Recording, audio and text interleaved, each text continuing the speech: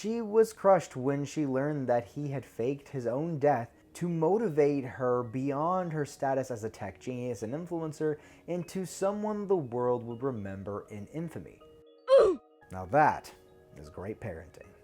What's up, people? Today we are going to be talking about my favorite superhero, Silk, aka Cindy Moon. This is the recap of her 2023 year as a comic book character. And yes, we are finally going to be ending the series all in one video about the Emily Kim series started back in 2023, as well as one more issue.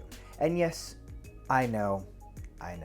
April now, I get it. I know you're upset. I'm also upset because I didn't get to do this, and this was a character that obviously I really wanted to talk about, a character I really wanted to get to talking with you about because I am just so passionate and I care so much about this character. And if you love this video, maybe you should drop a like. And if you really love it, maybe you should subscribe for more content just like this. And if you like this content about Silk and want to see more talk about this character, if you happen to also love Cindy Moon so much that you might want to see more content around her and her story, or maybe what might potentially come for this character in the future, as there has been a lot of appearances in other mediums recently and even rumors about appearances in other mediums, then drop a comment down below and tell me exactly what you want so I can deliver for you. But for now, no more explaining, let's talk Silk, written by Emily Kim in issue number 1. Issue 1 starts us off with Cindy, but not in New York or even her time. This version of Cindy is an LA noir detective, and she's on a case looking into some missing children. After taking pictures of two men shaking hands, she moves in for questioning. But this man is already trying to get her out of his hair, denying even knowing the child in question. Cindy presses him and mentions the shady business he's been doing behind his gangster boss's back. Knowing what the consequences might be, the suspect reveals the location of the missing child. Cindy drives off. Oddly enough, though, some people on the sidewalk are staring her down, and it catches her attention. She somehow recognizes the woman on the sidewalk. She drives on and tries to stay focused, finally arriving at the address of this ominous building. And as she walks up the stairs, a massive demon attacks from around the corner. But she's not fazed one bit. She's dealt with monsters like this before, but suddenly the demon fades away before she can web it up. Then the demon rallies and attacks again. Something unexpected happens. The two end up outside the building. But once again, Cindy notices something familiar. She's fought this demon before, only not in this time and this place. All of a sudden, she remembers exactly how this battle went. She can see all the attacks coming and counters them perfectly, easily beating the demon. So much of her day starts to get even weirder. She recognizes the woman as Miss Thompson and all the people who were standing on the block earlier. Then another realization: she is in some type of dreamscape. But before she can do anything about it, her reality changes again. Now she's an outlaw in the Wild West. Another voice cuts in saying, quote, she's trapped again, that she became aware of what's happening faster than before. As we see, Cindy is lying unconscious with some type of EEG equipment attached to her, watching her dream. That voice was Max, the man who posed as a replacement therapist, planted there by his sister Saya, who is willing to kill Cindy to get whatever it is she wants out of this experiment. Now, we're probably all wondering at this point, how exactly did Cindy get herself into this situation in the first place? Well, issue 2 answers that right away. We see Cindy's brother Albert and his friends coming out of a movie theater. The three of them had finished watching a horror movie, and they start picking on him, saying that he would be easily the first to die in any type of horror movie. Then Big Sister swings in full costume to check on him because he wasn't answering his phone. Albert doesn't like the feeling of his sister hovering over him as if he's helpless, not allowed to be a responsible adult since his Goblin Nation days. When he gets home later that night with dinner, Cindy is passed out after helping Wong. He tucks her in and goes to bed. Now back in the present, Albert comes home to a front door open, which immediately puts him on guard. No one seems to be home, and the only lights are coming from Cindy's room, where Saya has her in the dreamscape. Max catches Albert, putting him in a force field to trap him. Meanwhile, Cindy has been in her dream as a train robber this time. Setting off some dynamite, she blows the train off the tracks and walks away with her hull. And if you were wondering how in character she might be in all of these dreams, yes, she is in fact speaking with an old Western cowboy accent. Just like in the other dreams, the demon Saya has summoned comes after her and the other outlaws. History is repeating itself though, and Cindy is starting to remember things faster than last time as she fights this monster. Saya starts freaking out and calls her brother because she can't reset Cindy's dreamscape fast enough to throw her off of what's happening again. Max tells her what a serious problem that could be, as Cindy could wake up if she isn't reset. With the attention off of him, Albert takes his chance and frees himself from the force field to go get help. Saya, now running out of options, is freaking out. Her brother warns her that she is getting dangerously close to ruining Cindy's psyche forever. Saya is desperate though and takes the risk anyway, forcing her to reset. This time resetting Cindy's dreamscape to where she's a pirate captain. Thankfully, Albert escaped, getting to the Sanctum Sanctorum to get the help of the Sorcerer Supreme. In the high seas, a swashbuckling Cindy is defending her ship and crew from an opposing pirate ship. And we can see through her inner thoughts that Cindy is actually gaining consciousness even faster than before. Saya is absolutely losing her grip on the situation and her patience, and losing it on her brother after letting Albert get free, and sends him out to take care of him before he can help Cindy. At the Sanctum, Albert brings Wong up to speed on what's happening. Knowing they don't have time on their side, Wong looks into his library for anything on the demon that's been in Cindy's dreams. They learn the demon's official name is the Jolly, a sleep demon. Saya's put Cindy in this dream loop of some of her favorite movies that eventually turn into nightmares when the Jolly shows up to fight her. The Jolly can leech psychic energy through osmosis, which is why Saya keeps resetting Cindy over and over to slowly drain her and fuel the demon and help it come to life in the real world, making it indebted to Saya for freeing it, which would also trap Cindy in her dreamscape forever. Wong then finds the Crystal of Bresta. Albert takes the responsibility to go in despite the danger and give Cindy the crystal to help fight off the Jolly. Cindy is starting to feel the effects as she's getting weaker while the Jolly gets stronger, and she is now in a dangerous situation. Thankfully, Albert comes right in the nick of time to save her from a lethal blow. He gives his sister the crystal, but Saya is onto them and starts commanding the Jolly to target Albert. This is when Albert tells Cindy that if he dies in the dream, he dies in real life. So Cindy thinks fast, turning the crystal into a dagger while Albert diverts the Jolly's attention. In real life though, his life is also at risk because Max has tracked him down. But the diversion worked, giving Cindy the time to stab the demon in the back of the neck. Wong wakes up Albert to protect him and pulls him out of the dreamscape as the Jolly fades away. With her plans crumbling right in front of her eyes, Saya freaks out and pulls out her last resort to summon the demon with the energy it's taken from Cindy. Using her own body as the vessel, she transforms, and Cindy wakes up to her worst nightmare yet.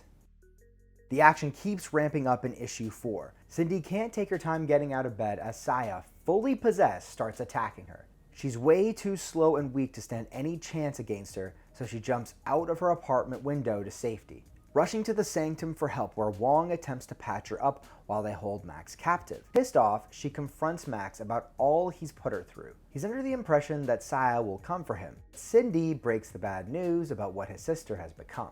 Now he's worried because this was not part of the plan he'd signed up for. And at first he resists telling them about what's going on, but realizes he's going to need their help with Saya.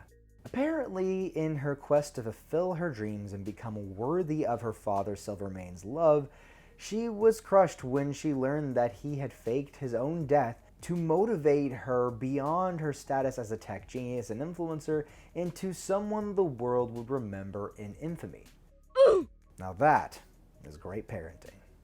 Disappointed, he left her. Bruh. Also great parenting, which drove Saya further into insanity. Using all her wealth she had left, she looked all over the world to find the Madrigon text and find the Jolly in hopes of gaining resources and influence she craves to satisfy her headed dad. Max first suggests that he go to her and try and reason with the humanity that's left within her. Cindy isn't a fool and knows the demon would likely kill him or there's a chance that he could actually get through to her and she would become incredibly dangerous. She's also obviously absolutely disgusted with Max when he violated her trust, impersonating her therapist, and wants him to lead them to Saya. Albert wants to come too, but Cindy is worried he'll be put in danger, so despite his protests and what he's already done to help Cindy before, he reluctantly hangs back. On the walk back to his apartment, Max tries to give some context to his and Saya's actions, and compares his sister to Cindy as the golden child and himself to Albert,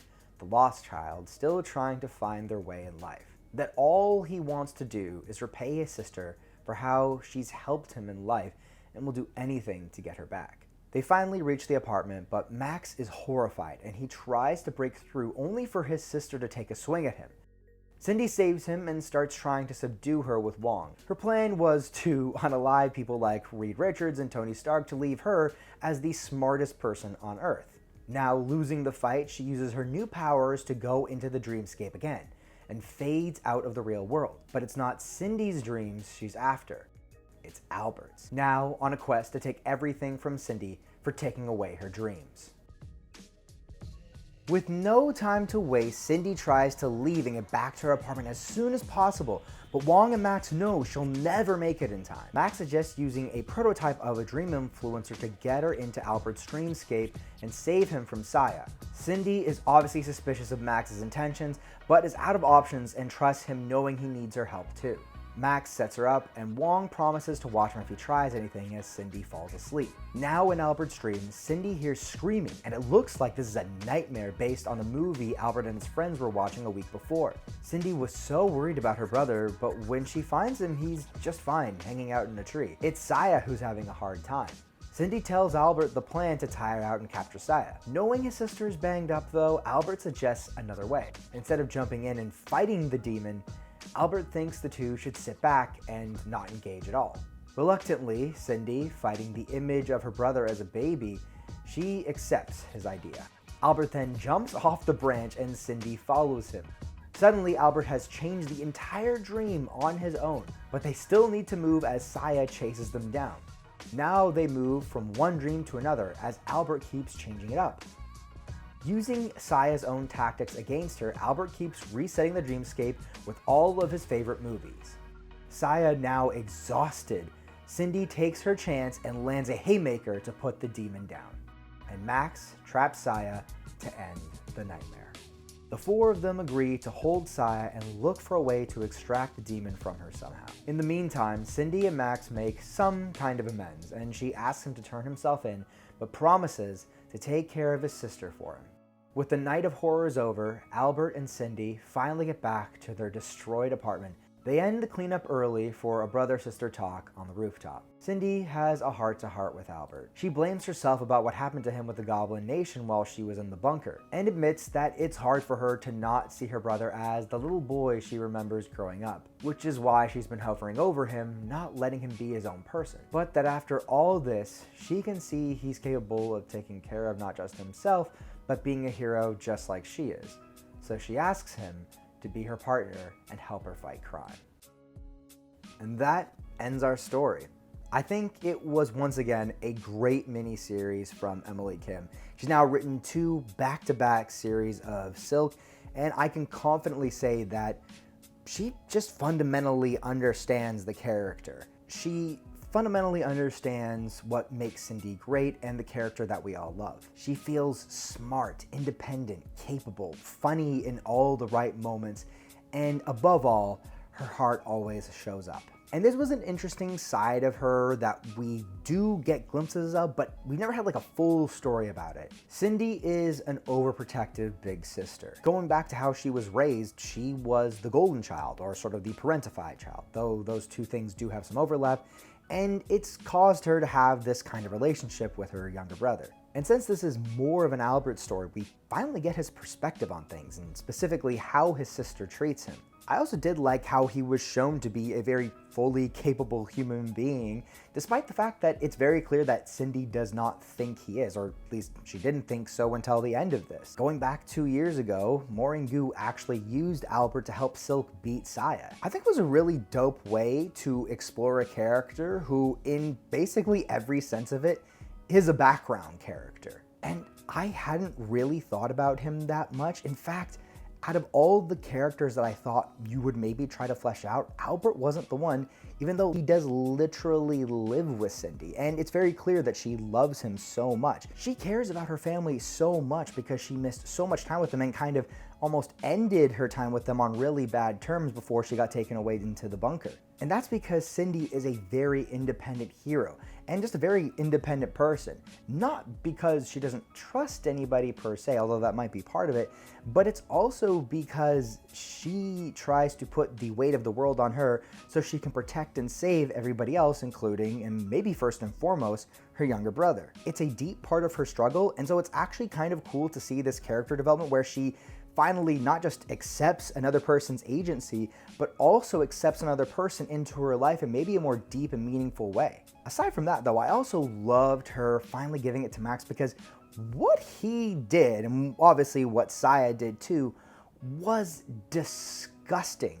The idea that you are supposed to give a therapist all of your inner thoughts and inner feelings and exposing yourself like that when you're hurt, and that this therapist would be so deliberately and heinously abusing that trust is not a thing I would ever want to happen to me. I can only imagine how I would react to that. And honestly, in this case, Cindy is probably better than all of us will ever be in this situation. She's kind of what we probably would all want to be.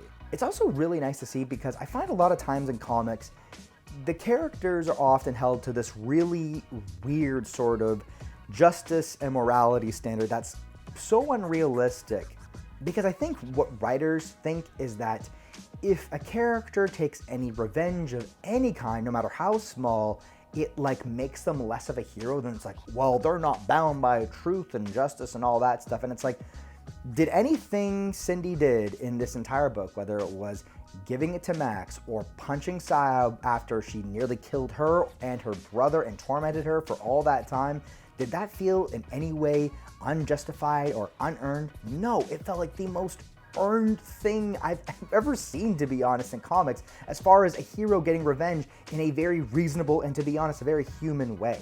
It's also the way that Cindy goes about handling it, a way that I think I would like to be handling these sorts of things, sticking up to the people that hurt us or abuse our trust in some way. Now, moving forward, after I read this, I kind of thought to myself, I don't know if I really like the idea of her and Albert teaming up. I mean, it is nice. I mean, obviously the fact that, you know, it's kind of nice that the character's growing and changing. But at one point I was like, I kind of like the idea of her being a lone wolf and everything.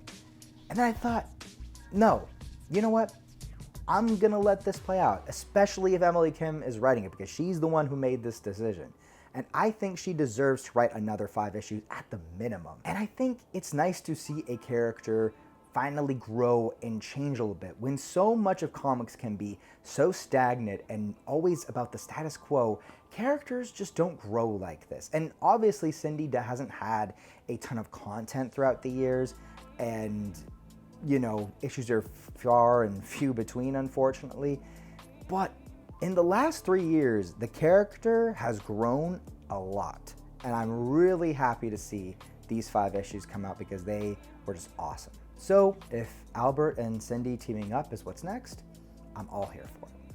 Now, the last story I want to talk to you about was part of the Marvel Voices Spider-Verse. This one is called An Unraveling Web, specifically, obviously, about Silk.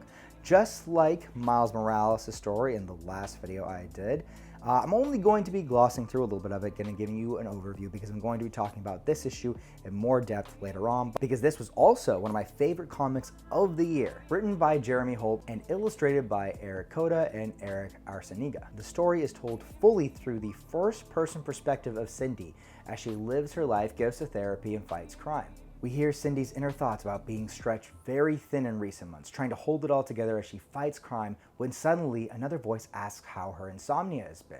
The very next panel, Cindy is in a chair in her therapist's office. and she's thrown completely off, not remembering how she got there. And the story's pace only picks up, going from panel to panel, almost changing to a different scene every single time. And as all this is going on, she keeps losing her sense of time and reality and her memory. Her world is getting more and more fragmented, almost like a corrupt movie file that keeps skipping. In this issue, Cindy's life really starts to spin and unravel, no pun intended, completely out of control. It is an absolute masterclass in visual storytelling. Jeremy Holt did such a good job. I think they should get a Silk story on their own. I mean, what's stopping you from doing 2 Silk stories a year? I mean, if you're only gonna give the writer 5 issues, why not? And Holt is very clearly another writer who understands the character of Silk, what she's all about, and why we love her, what stories that she does that